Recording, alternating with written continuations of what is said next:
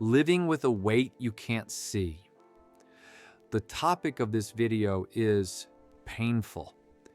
Writing it, narrating it, even listening to it. When we hear the word depression, it often feels like someone else's problem, something that will never happen to me. And sometimes you are going through a period of depression without even realizing it. Depression does not always show up as constant sadness.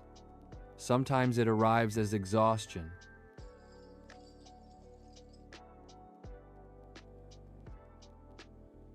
As mental noise. As a persistent feeling of carrying something far too heavy.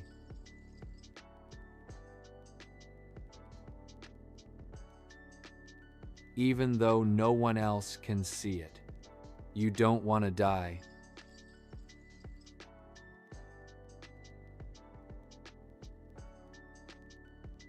But you also don't know how to keep living like this. And that contradiction is confusing.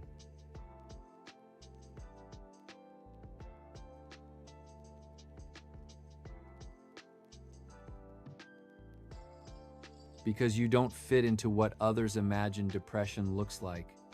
You keep functioning. You get up. You work. You reply to messages. From the outside, everything seems normal.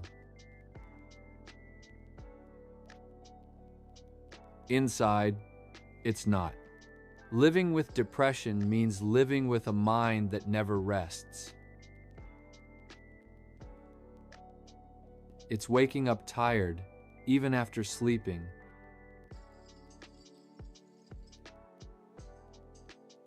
It's feeling that any problem, no matter how small, weighs twice as much. It's overthinking, analyzing every gesture, every word, every silence. The mind starts building stories, not because you want it to, but because it doesn't know how to stop. A message that takes too long to arrive. A different look.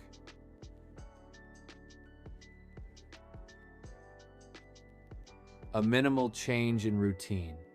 And suddenly, doubt appears.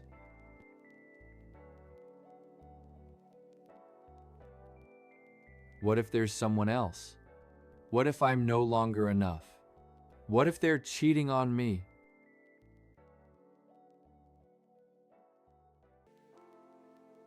You don't have proof. There are no clear facts.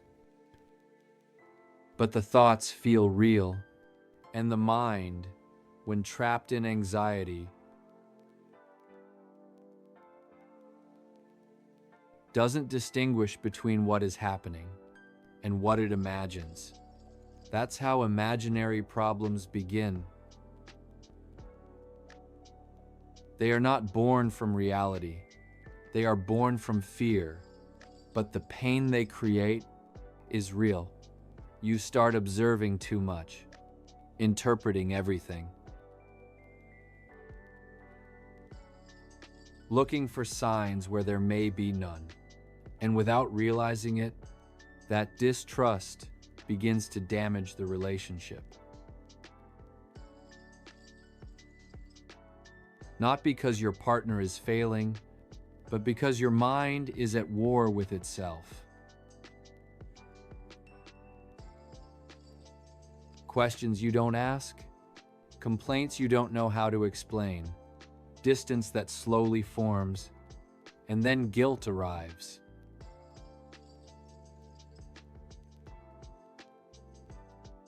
Why am I like this? Why can't I just be calm? Why do I ruin something that could be good? Depression doesn't only hurt you. It makes you feel like you're hurting the people you love, and that weighs even more.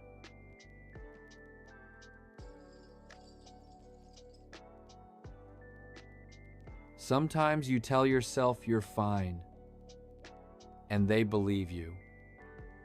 Because you smile, because you keep going, because you don't cry in front of them.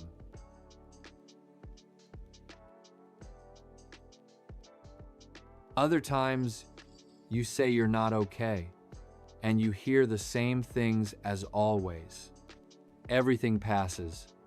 Everything will be fine. It's just a phase. But this doesn't feel like something that passes. It feels like something that stays,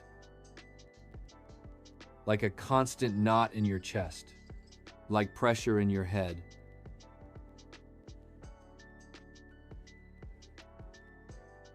Like a sadness with no clear cause. You feel alone.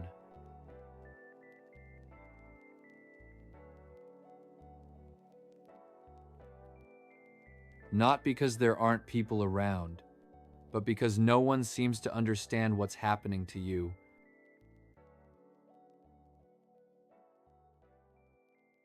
Anxiety mixes with depression. The body tenses.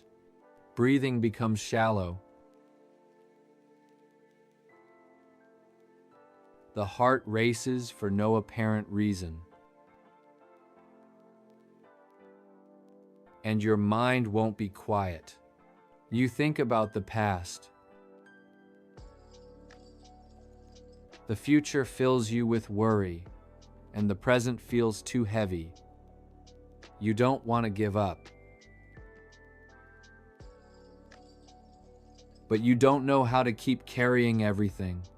And that feeling hurts.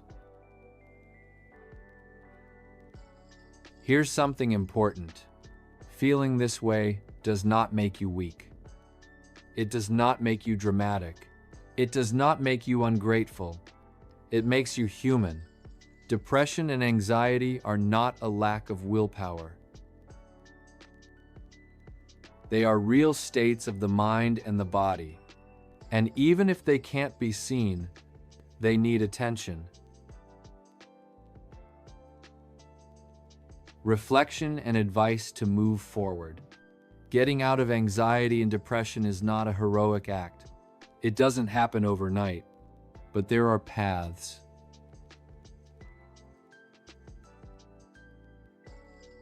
First, don't believe everything you think. An anxious mind lies.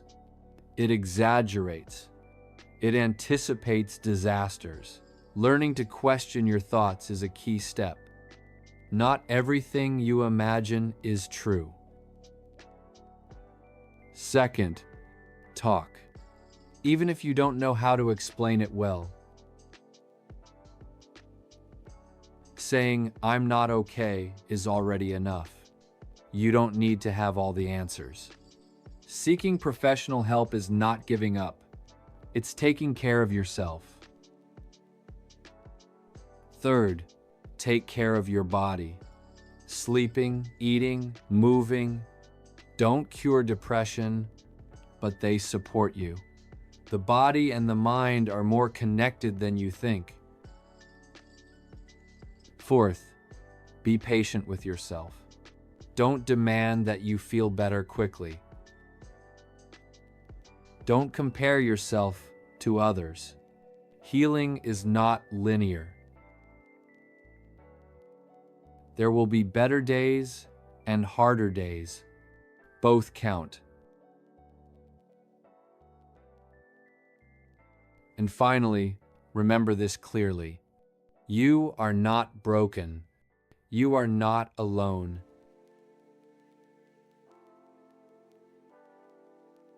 And what feels so heavy today does not define your entire life.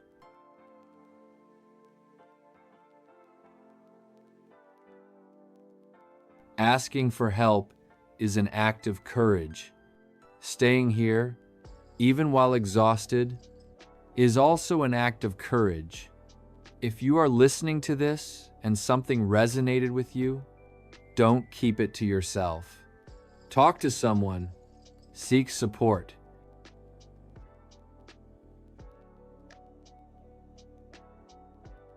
Give yourself the chance to live with less weight.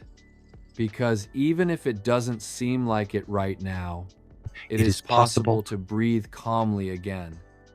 A big hug, and see you in the next video.